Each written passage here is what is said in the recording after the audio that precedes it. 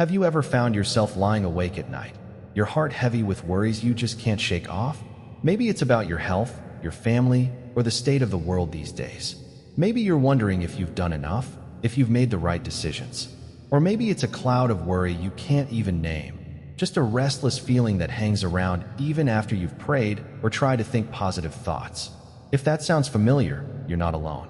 I've sat beside many people in the church, mothers, grandparents, faithful believers, even those new to the faith, and they all carried the same kinds of worries. And if I'm being honest, even I, a pastor with many years of experience, have had to sit with God and say, "Lord, I don't know what tomorrow holds, and it scares me." But here's the good news: Jesus knows. And more than that, He brings us something the world simply cannot offer. He brings us peace. Not the kind of peace that depends on everything going smoothly. Not peace that comes from a full bank account, a perfect family, or good health. No, He brings His peace. A peace the world can't understand, but a peace that can change everything about the way we live. That's what we're going to explore together today: Jesus and peace. How can we, God's chosen ones, the loved, the called, the set apart, walk through life's challenges without being ruled by worry? This isn't just about feeling a little better. It's about learning how to truly rest in God's promises, even when the storms haven't passed yet. So, take a deep breath. Maybe grab a cup of tea or find a comfy seat. Let's have a heart-to-heart, just like two close friends talking. This isn't a long sermon, and I'm not here to load you up with complicated theories. I just want to share with you what I've seen actually help in real life. Truths from Scripture that can bring peace in the middle of worry and calm in the middle of life's storms. Let's start with something that might surprise you. Worry isn't always a sign of weak faith. Sometimes, it just shows that you care deeply. You care about the people around you. You care about your life. You care about doing what's right in God's eyes. God doesn't scold us for worrying. Instead, He invites us, gently, lovingly, to bring those worries to Him. In Philippians 4 verse 6, the Apostle Paul writes, "Do not be anxious about anything, but in every situation, by prayer and petition, with thanksgiving, present your requests to God." And what happens when we do that? And the peace of God, which transcends all understanding, will guard your hearts and your minds in Christ Jesus. This verse is like a warm coat in the middle of a storm. It's not a magic fix. It's not an instant miracle, but it's a place we can come back to when life feels too heavy. And I want you to hear this clearly. You don't have to sort out all your feelings before you come to God. He wants you to come to Him even if you're tired, anxious, or overwhelmed, and let Him carry that burden. One thing I've learned over the years is this: peace doesn't come from having no problems. Peace comes from the presence of a person, Jesus. You can be in the middle of the storm and still feel peace. Not because the storm is over, but because He is in the boat with you. A few years ago, I visited a church member in the hospital. She was in her 70s, facing a serious illness. She looked at me and said, "Pastor, I'm not afraid. I've walked with God long enough to know He's not going to leave me." That kind of peace that stands firm even when the ground is shaking, that's what I want for you. That's what Jesus wants for you. He said in John 14, verse 27, "Peace I leave with you, my peace I give you. I do not give to you as the world gives. Do not let your hearts be troubled, and do not be afraid." Isn't that beautiful? It's not borrowed peace. It's not temporary comfort. It's His peace, freely given to you. Now, you might be thinking, "That sounds wonderful, Pastor, but how do I actually live it out? How do I really practice this when worry hits me hard?" Don't worry, we'll walk through that together. This isn't just about feeling inspired for a moment. It's about learning to invite God's peace into your everyday life, no matter what season you're in. So, let's start right where you are today. No matter how long you've been walking with God, or if you're just finding your way back to Him, this message is for you. Peace isn't a reward for perfect people. It's the promise for loved people. And you, dear friend, are deeply, deeply loved. We've talked about the peace that Jesus brings, and why He invites us to step into that peace, even when the world around us feels full of worries. Now, let's take it a step further and explore some practical ways to invite Jesus into our anxieties and experience His peace in our everyday lives. The first thing I want to share with you is the importance of spending time with God each day. I know life can get really busy, whether it's work, health issues, or family needs. But something I've learned over my years as a pastor is this: peace isn't something you stumble upon in a rush. It needs time. It needs a quiet space where you can slow down and turn your heart toward God. In Matthew 6 verse 6, Jesus teaches us, "But when you pray, go into your room, close the door, and pray to your Father who is unseen. Then your Father, who sees what is done in secret, will reward you." What does that mean? It could simply be a little corner in your home where you can sit, listen, and talk with God without distractions. It's not about having a long, formal ceremony. It's about having a real conversation with the one who loves you. Jesus is inviting you into a quiet place with him, where you can open your heart and feel the peace he promises. At first, it might feel hard to find those quiet moments, especially when every day feels packed. But I encourage you to start small. Even just 5 or 10 minutes a day. Take that time to pray and sit quietly before God.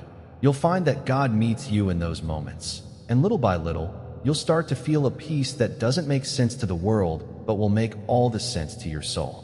The second thing I want to share is this: worry changes nothing. Worry doesn't undo a decision you've already made. It doesn't heal sickness. It doesn't fix a broken relationship. All worry does is stir up chaos in our minds. And that's exactly why Jesus invites us not to let our hearts be troubled, because worry won't bring us the peace we're longing for. In Matthew 6 verse 34, Jesus says, "Therefore do not worry about tomorrow, for tomorrow will worry about itself. Each day has enough trouble of its own." This is a loving reminder from Jesus.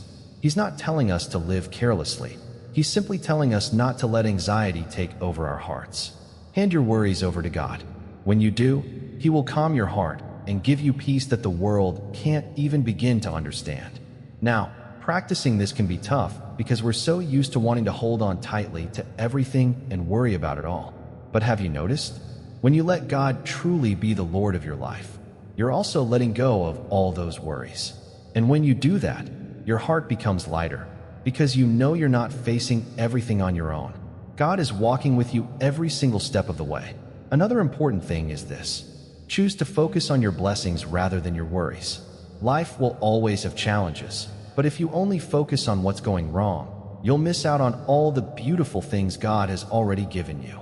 Jesus teaches us in Luke 12, verse 27, "Consider how the wildflowers grow. They do not labor or spin. Yet I tell you, not even Solomon in all his splendor was dressed like one of these." So what can you do? Take time to look around and notice the blessings in your life. Look at your family, your health, the good moments you've lived through. When you do that, you'll realize that your worries are not the whole story.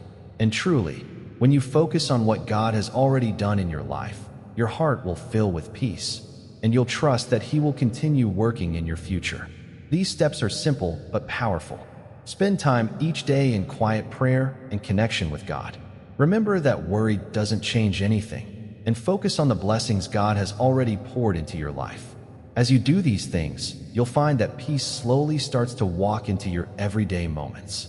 So today, we've explored the first 2 important steps to invite Jesus' peace into your life: finding quiet moments with God and not letting worry rule your heart. Once you start practicing these, you'll feel a real difference deep inside. And when you're ready, I'll be excited to share the next important step with you. But for now, just take some time to live out what we've talked about today and watch how God begins to work peace into your soul. Now that we've begun learning how to pause and spend time with God and recognize that worry can't change anything, it's time to dive even deeper. In this part, we're going to explore some key steps that will help you truly live in the lasting peace God has promised you. The next thing I want to share is this: learn to let go and surrender everything to God. That's right, everything. One of the most important lessons in our faith journey is realizing that we cannot handle everything on our own. We can't control everything in life. And sometimes, it's only when we finally loosen our grip and surrender it all to God that we experience the true freedom and peace He wants to give us. Psalm 55 verse 22 says, "Cast your burden on the Lord, and He will sustain you. He will never permit the righteous to be moved." That's God's promise to you, that you won't have to carry your burdens alone. But to experience that peace, you have to hand over the things you can't fix or control. For example, if you're worried about your health, surrender each day to God. Don't let every ache or doctor's appointment fill you with fear. Remember, you're not facing these challenges alone. God is right there with you, and He won't let you carry that weight forever. Or if you're worried about your family, about relationships, about struggles you just can't fix right now, surrender them to God too. He already knows everything you're going through, and He's working in ways you may not see yet. The important thing is to trust that He's moving, even when the results aren't visible right away. This takes faith, and sometimes it's hard, but it's in these moments that you can truly feel the peace God offers. Another important thing I want to emphasize is this: live with a heart of gratitude. You've probably heard the phrase, be thankful for the good things in life, but I want you to go deeper. Gratitude isn't just a nice habit or a polite phrase. It's a way of life. It's choosing to see everything, even the hard things, through the lens of God's goodness. Here's something you can try.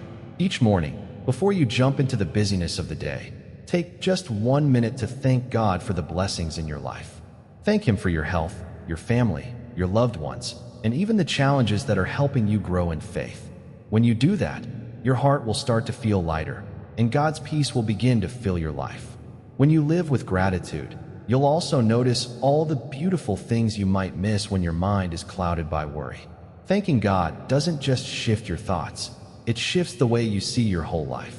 And when you look at life through the eyes of gratitude, you'll realize that no matter what's happening, God is always present, always working, and always offering you His peace. There's one more thing that's absolutely crucial. Remember that true peace comes from living in God's will. When you live according to His guidance, you'll find the deepest, most unshakable peace. Sometimes we feel unsettled because we're unsure if we're making the right decisions. But when you seek God's will and walk in His ways, you'll feel peace because you'll know you're on the path He has prepared for you. Remember what Jesus promised in John 14 verses 15 to 17. If you love me, keep my commandments, and I will pray the Father, and He will give you another helper, that He may abide with you forever. Jesus promised that when we love Him and follow His word, He would send the Holy Spirit to guide us. And through the Spirit's guidance, we find peace in every situation. The life of a believer isn't always easy, but when you follow God's leading, you'll experience the peace He brings, even in tough times. Peace isn't just a fleeting feeling. It's a steady, lasting reality that comes from knowing God is always with you, always leading you, and always loving you. So in this part, we've explored 3 more key steps to living in God's peace: surrendering your worries to Him, living with gratitude, and walking in His will. These principles don't just help ease anxiety. They help you experience the deep, lasting peace that only God can give. Remember, peace isn't something you can create on your own. It comes from a deep connection with God, from handing Him your worries and choosing to live in His ways. As you practice these things, you'll notice that the worries of life no longer have the same grip on your heart. And in the next part, we'll uncover the final secrets to fully living in the peace that Jesus promised.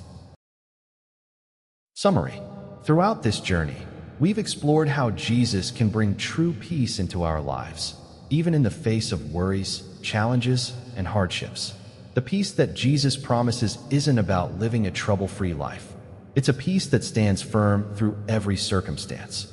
As we've learned together, when you live with gratitude, when you surrender your worries to God, and when you walk in His guidance, the peace He gives will steady your heart, even in the fiercest storms.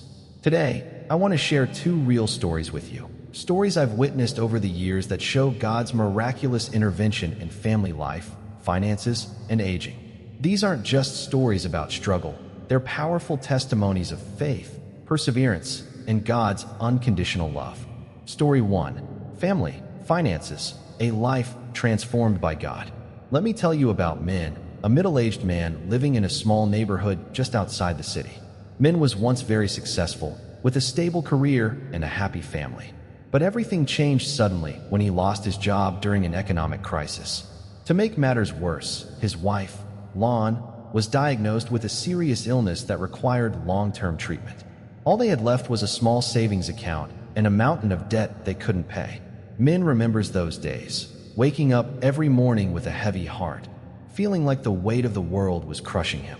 Worries about his family, finances, and future filled his mind constantly. They couldn't even enjoy a peaceful meal because anxiety was always sitting at the table with them.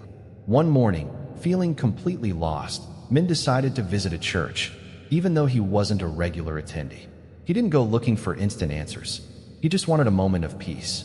After the service, an old friend approached him and shared about prayer and surrendering everything to God. The friend reminded him, God never abandons us. He will always provide what we need.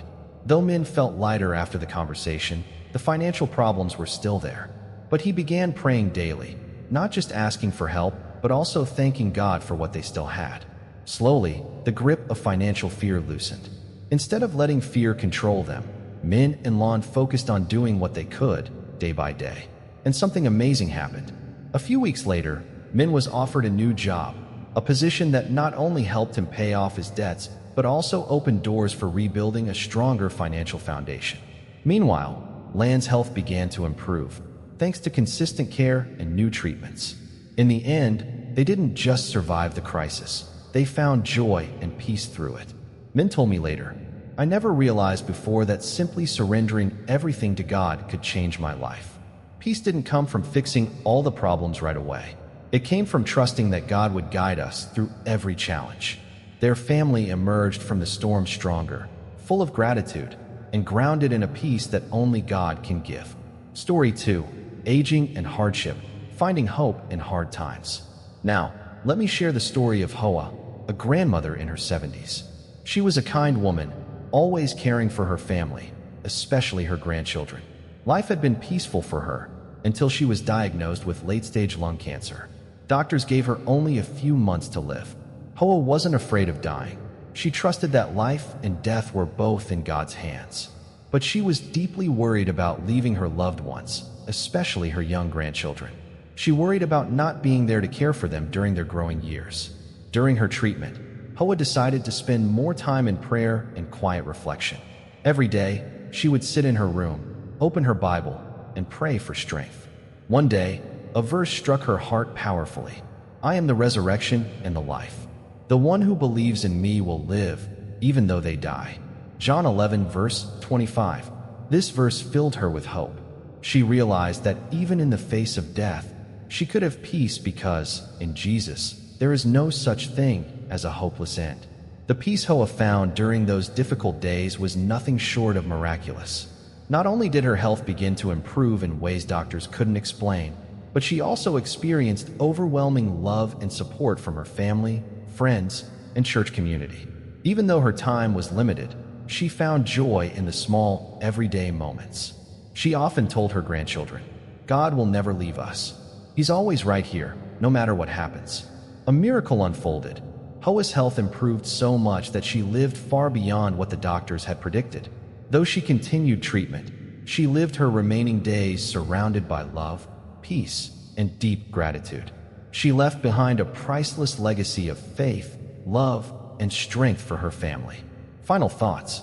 Both of these stories are clear reminders of God's intervention in the middle of life's hardest battles. Problems don't always disappear instantly, but when we surrender everything to God, when we live with trust and gratitude, He works in our lives in ways we couldn't imagine.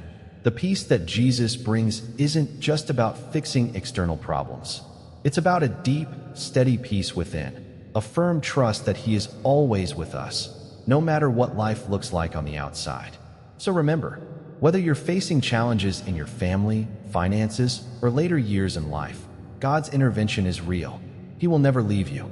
Let Him lead you through every storm, and His peace will guard your heart every step of the way.